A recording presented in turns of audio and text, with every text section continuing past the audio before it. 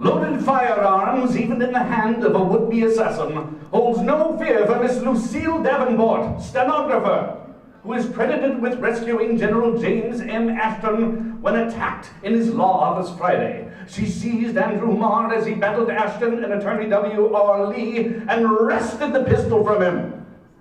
That's my maternal grandmother. This is my paternal grandfather, not nearly as heroic. Down at the Spar, you might recognize an old photograph, and here he's having a drink with three of his good friends, nicotine, alcohol, and sodium. Things that would be with him throughout his shortened life.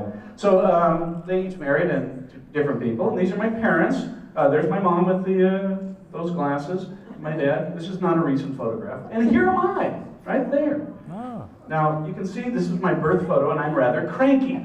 Because when they birth you, you come out, and they slap your whatever, and then you breathe. And what I was breathing when I came out was this.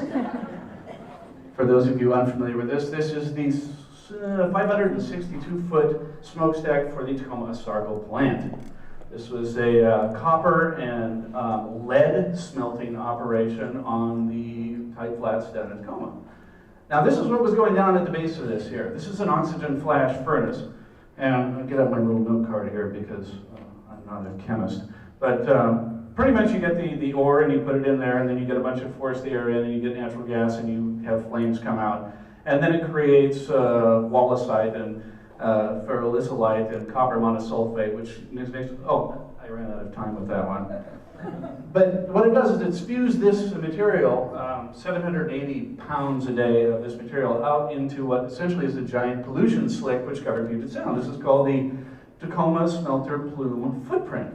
And you can see that all the colors represent varying rates of arsenic. Well, in the center of that, there was the actual plant. And here's an aerial view of the plant.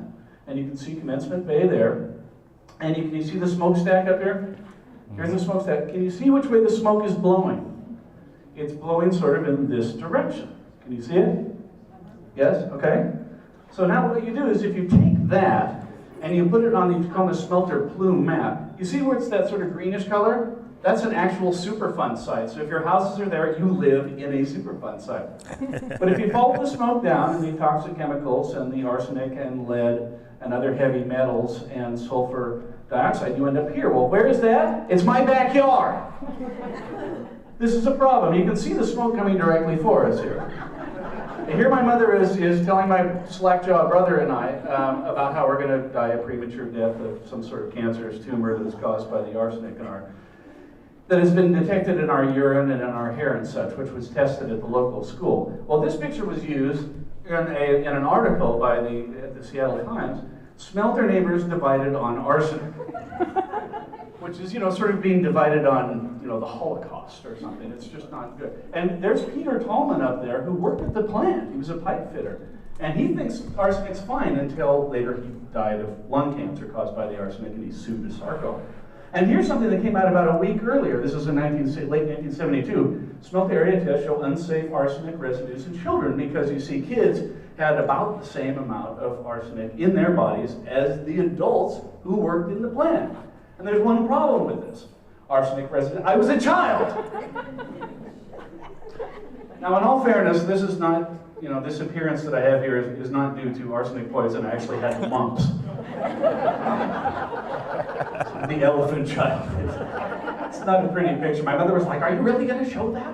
Are you really going to show that?" Yes, Mother, I am.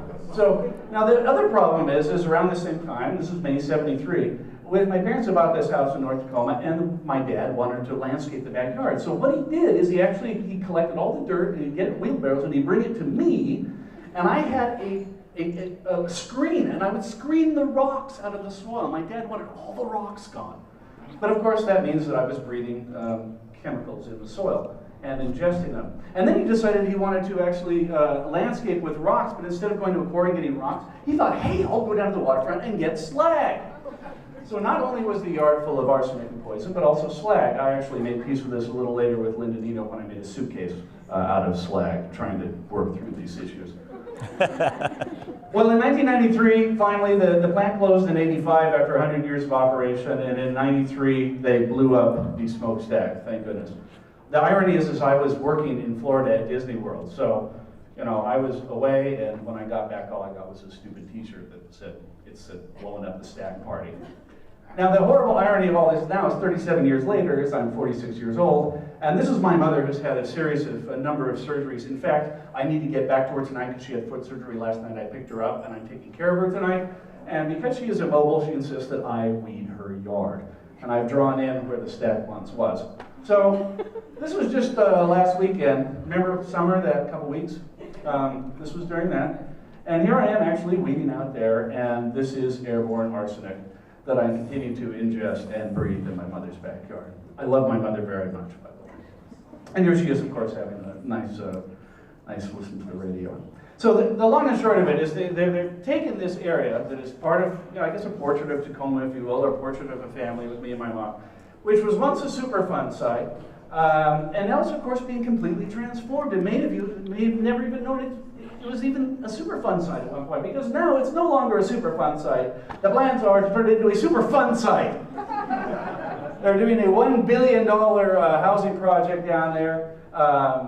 Apparently they're building forested mountains in the background too, I don't know. I thought maybe I'll retire there because, you know, they'll be waiting for me. They have the William Russ Community Oncology Ward is going to be down in the community center there as well. But in the end, folks, if you like the grit city that we have, we call ourselves Grit City, do not be dismayed, because even though the smelter is gone and the arsenic is still in the soil, we still have, ladies and gentlemen, Tacoma Sips and Craft.